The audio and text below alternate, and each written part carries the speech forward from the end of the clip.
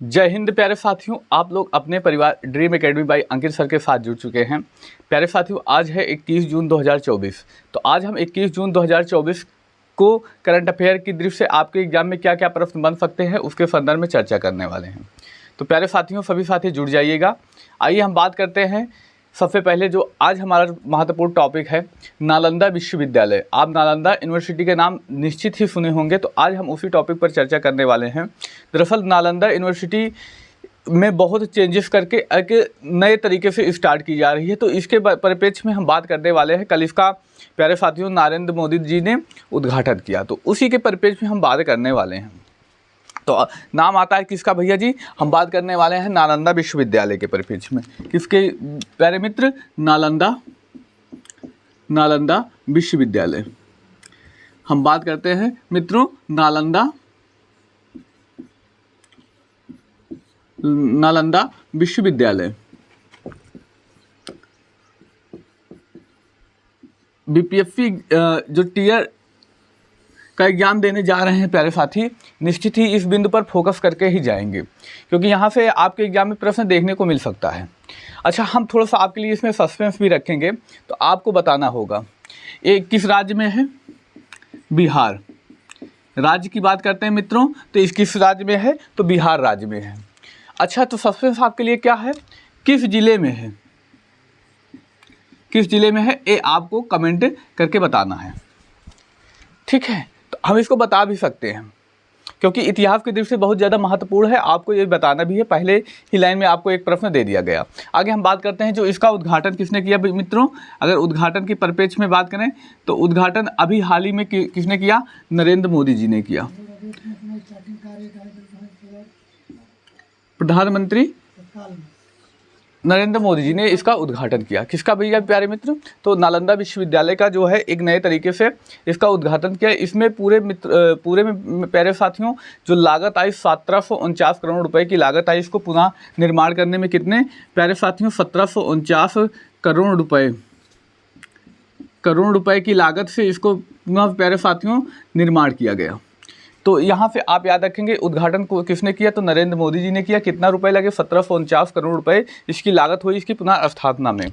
अगर हम पुनः स्थापना के परिप्रेक्ष्य में बात करें तो 2010 में इस विद्यालय की पुनः स्थापना हो गई थी, लेकिन यह अस्थायी रूप से चल रहा था। कब प्यारे मित्र? तो 2010। हमें कौन सा डेट याद रखेंगे? 2010 में देखें तो 2010 के परिप्रेक्ष्य में बात करते हैं मित्र, तो 2010 में विश्वविद्यालय की स्थापना हुई थी। विश्वविद्यालय की स्थापना हो गई थी,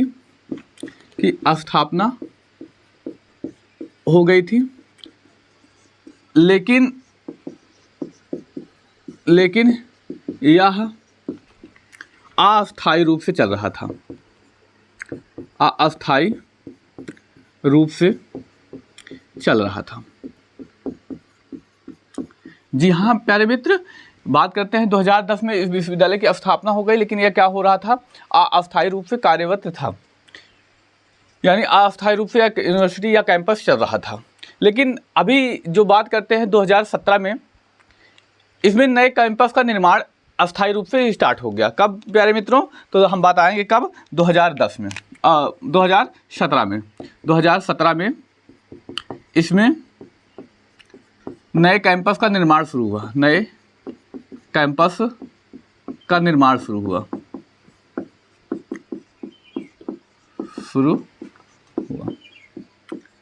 कब हम बात करते हैं मित्र? तो 2017 में एक जो है नए कैंपस का निर्माण शुरू हुआ, ठीक है। तो आप अभी इसका हाल ही में नरेंद्र मोदी जी ने क्या किया है? उद्घाटन किया। तो आप इतना तो जरूर याद रखेंगे नालंदा विश्वविद्यालय बिहार राज्य में किस जिले में है, तो ये खासकर उन साथियों के लिए इंपॉर्टेंट होगा जो बिहार राज्य से हैं।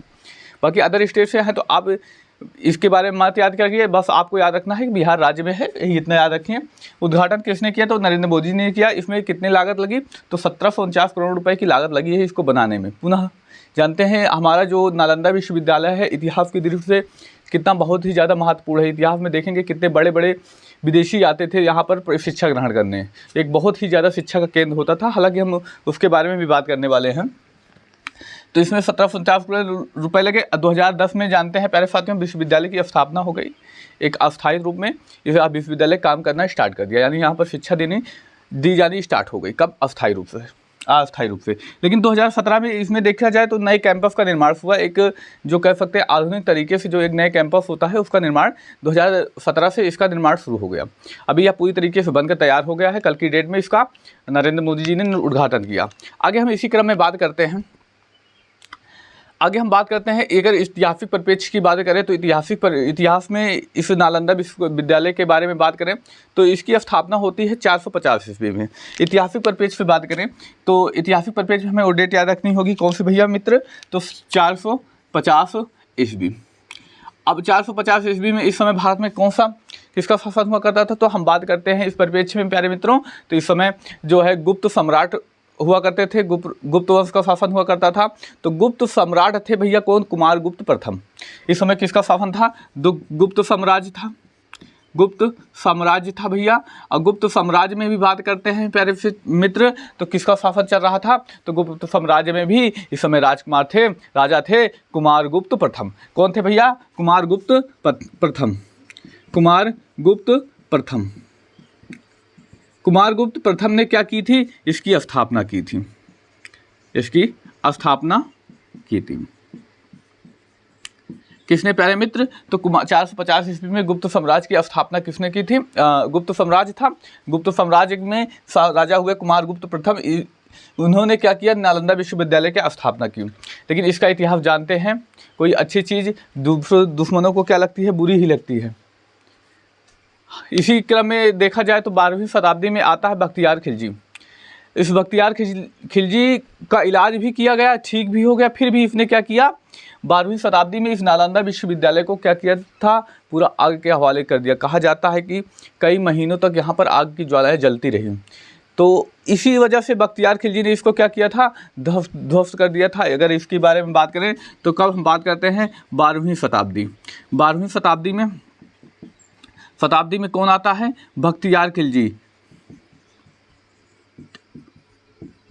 कौन आता है प्यारे साथी? तो बख्तियार खिलजी।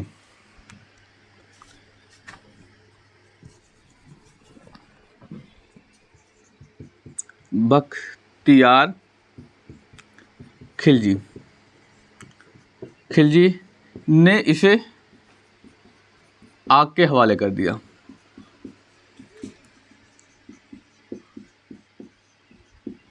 आग के हवाले कर दिया, यानी इसमें कहने का मतलब जितने भी गुरुजन थे, आप सोच सकते हैं इसको आग के हवाले कर दिया। तो हमारी इसमें कितनी वैदिक किताबें थी, कितने आयुर्वेदिक थे, ये सब इसी में जलकर ध्वस्त हो गए। एक भारत को जो कह सकते हैं बहुत बड़ा झटका था कि जो उसकी पहचान थी उसको इसने क्या किया? ध्वस्त कर दिया।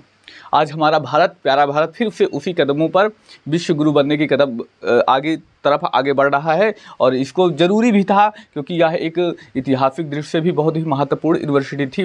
अब निश्चित ही इसको इतना विकसित किया जाना चाहिए कि अब पुनः जैसे देखा जाए इतिहास में विदेशी आते थे शिक्षा ग्रहण करने, वैसे यहाँ पर भी आप भी आए। तो इस वजह से इसको विकसित करना बहुत ही ज़रूरी हो गया था, ये ज़रूरी भी था। आगे हम बात करते हैं प्यारे मित्र, अगला जो महत्वपूर्ण टॉपिक था कल की डेट में, तो नेल्सन मंडेला अचीवमेंट अवार्ड दिया गया।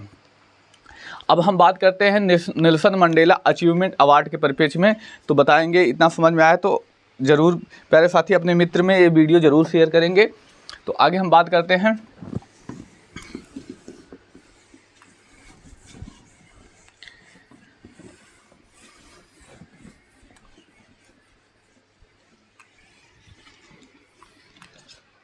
आगे हम बात करते हैं नेल्सन मंडेला अचीवमेंट अवार्ड के परिप्रेक्ष्य में। किस बारे में भैया? तो Nelson Mandela achievement award, Nelson Mandela achievement award 2024। अगर इसके परिप्रेक्ष्य में बात करें ये किसके द्वारा दिया जाता है? तो साउथ अफ्रीका के द्वारा दिया जाता है। किसके द्वारा मित्रों? तो आप बताएंगे किसके द्वारा? तो ये दिया जाता है साउथ अफ्रीका, यानी दक्षिण अफ्रीका। दक्षिण अफ्रीका, अफ्रीका महाद्वीप के सबसे दक्षिण में एक देश पड़ता है दक्षिण अफ्रीका। तो दक्षिण अफ्रीका देश के द्वारा इस अवार्ड को दिया जाता है। तो आप इतना याद रखेंगे किसके द्वारा, आप जानते होंगे नेल्सन मंडेला के बारे में, उसके परिपेक्ष में भी हम बात करते हैं आगे। पहले हम बात कर लें इस बार किसको दिया गया, इंपॉर्टेंट है आप याद रखेंगे। नेल्सन मंडेला को अचीवमेंट अवार्ड 2024 विनोद गनात्रा को दिया गया। किसको प्यारे साथियों, ये दिया गया विनोद गनात्रा, विनोद गनात्रा को दिया गया। अब ये विनोद गनात्रा को क्यों दिया गया, तो दरअसल ये बाल फिल्म निर्माता है। कौन है, तो भैया जी बाल फिल्म निर्माता, यानी बच्चों पर आधारित ये फिल्म बनाते हैं। तो बच्चों पे आधारित फिल्म यानी बच्चों के लिए स्पेशली फिल्म बनाते हैं। तो कहने का मतलब है बच्चों के शोषण से क्या हो रहा है, कैसे उनको जो है आवश्यकता है समाज में, आज कैसे समाज बदलता जा रहा है, समाज की बुराइयों में बच्चों में, मतलब बच्चों के लिए एक अच्छा काम किया जा रहा है। कहने का मतलब कि बच्चों के लिए क्या कैसे सही होना चाहिए, इन सबको दिखाया जाता है फिल्म के माध्यम से। एक व्यक्ति का, एक माता पिता का कर्तव्य क्या होता है, सब कुछ, और बच्चों के मनोरंजन के लिए भी इसमें प्रयास किए जाते हैं। किसके द्वारा, विनोद गनात्रा के द्वारा। तो ये बाल फिल्म निर्माता है, तो इनको इस बार ये अवार्ड दिया गया है। तो आप बस इतना याद रखेंगे, नेल्सन मंडेला अचीवमेंट अवार्ड 2024 किसको दिया गया, विनोद गनात्रा को दिया गया है। कहाँ, किससे संबंधित है, बाल फिल्म निर्माता से हैं। तो आइए हम बात करते हैं जो नेल्सन मंडेला है, नेल्सन मंडेला के परिप्रेक्ष्य में बात करें तो नेल्सन मंडेला कौन है, तो इसके परिप्रेक्ष्य में बात करते हैं। दरअसल बहुत ज़्यादा इन्हें प्राइज़ भी मिल चुका है, नोबेल प्राइज़ मिल चुका है, और दूसरे विदेशी भी हैं जो प्यारे साथियों क्या है, इन्हें भारत रत्न दिया गया है, तो इम्पोर्टेंट भी बन जाते हैं। तो इसी के परिप्रेक्ष्य में हम बात करते हैं। दरअसल ये भारत, वहाँ के साउथ अफ्रीका के पहले अश्वेत राष्ट्रपति थे। भैया कौन थे, नेल्सन मंडेला के परिप्रेक्ष्य में बात करें, साउथ अफ्रीका के क्या थे भैया, पहले अश्वेत राष्ट्रपति थे। जैसे अपने यहाँ गोरे और काले लोगों का भी विवाद चलता था, यहाँ पर भी साउथ अफ्रीका में गोरे और काले लोगों का विवाद चलता है। उसी क्रम में ये पहले व्यक्ति ऐसे थे जिन्होंने मतलब कि जो काले लोग हैं उनके लिए कुछ अच्छा हो, कुछ बेटर हो, उसके लिए प्रयास किया, और इसी वजह से कहा जाता है 24 साल जेल में भी रहे, और 24 साल जब जेल से बाहर आए तो इन्होंने क्या किया, अपना चुनाव लड़े और राष्ट्रपति बन गए। तो अगर हम बात करते हैं इन्हें क्यों इम्पोर्टेंट हम कह सकते हैं, क्योंकि उन्हें 1993 में इन्हें नोबेल प्राइज़ दिया गया। कब दिया जाता है, तो अब याद रखेंगे 1993 में इन्हें क्या किया गया, नोबेल प्राइज़ दिया गया, नोबेल पुरस्कार दिया गया, कब, तो 1993 में 1900 नोबेल प्राइज़ दिया गया। आप इस साथी को, इस मित्र को मतलब मित्रों ये आप जरूर याद रखेंगे कि नोबेल प्राइज़ इन्हें कब दिया गया, तो 1993 ईस्वी में इन्हें क्या किया गया, नोबेल प्राइज़ दिया गया। अगर हम बात करते हैं तो भारत रत्न भी इन्हें मिला है। तो भारत रत्न के परिप्रेक्ष्य में अगर बात करें तो कब मिला है, तो 1990 में इन्हें 1990 में क्या किया जाता है, 1990 में भारत रत्न दिया गया। भारत का सर्वोच्च सम्मान भारत रत्न से भी इन्हें सम्मानित किया गया। भारत रत्न के परिप्रेक्ष्य में अगर हम बात करते हैं तो दूसरे विदेशी हैं, कौन है भैया, दूसरे विदेशी जिन्हें भारत रत्न मिला, जिन्हें क्या किया गया है प्यारे मित्रों, तो जिन्हें मिला है भारत रत्न। तो आप इस बात को भी याद रखेंगे। तो आप याद रखेंगे दूसरे विदेशी जिन्हें भारत रत्न मिला, तो पहले विदेशी कौन है, प्रश्न बनता है ना। तो ये आपके लिए काम, देखिए हमारा मेन मकसद होता है कि 2 से 3 क्वेश्चन आपको डेली देना, जिससे आप कमेंट करिए, और आप एक बार कमेंट कर देंगे ना तो आपको भी याद होगा और जो उस कमेंट को देखेगा उसको भी याद होगा। इसी वजह से हमारा मेन मकसद होता है कि आप कमेंट करिए। तो आगे बात करते हैं, 18 जुलाई की हम याद रखेंगे। कौन सी डेट, हम एक डेट याद रखते हैं प्यारे साथियों मित्रों, कौन सी डेट, 18 जुलाई। 18 जुलाई क्यों बात करते हैं, क्यों इम्पॉर्टेंट है, तो हम बात करेंगे नेल्सन मंडेला अंतर्राष्ट्रीय दिवस मनाया जाता है। इम्पॉर्टेंट इसलिए है, नेल्सन मंडेला अंतर्राष्ट्रीय दिवस। तो आज के कुछ ये महत्वपूर्ण टॉपिक जिस पर हमने चर्चा की, तो आई होप जो ये आज की क्लास रही आपको बहुत मज़ेदार होगी। हम डेली लाइव लेते थे, लेकिन आज से हम रिकॉर्डर लेंगे, आपको 6 बजे आपसे डेली क्लासेस मिलती रहेंगी। बाकी आपकी कोई समस्या होती आप कमेंट करिएगा, हम अगले दिन उस अगले वीडियो में बात कर लेंगे आपकी समस्या के बारे में। अगर हो सकता है कमेंट में जवाब देने लायक हो तो हम कमेंट में ही आपका जवाब ज़रूर देंगे। फिलहाल आज क्लास अच्छी लगी हो तो अपने मित्र भाई बहन में शेयर जरूर करिएगा। मिलते हैं अगली क्लास में। धन्यवाद। जय हिंद।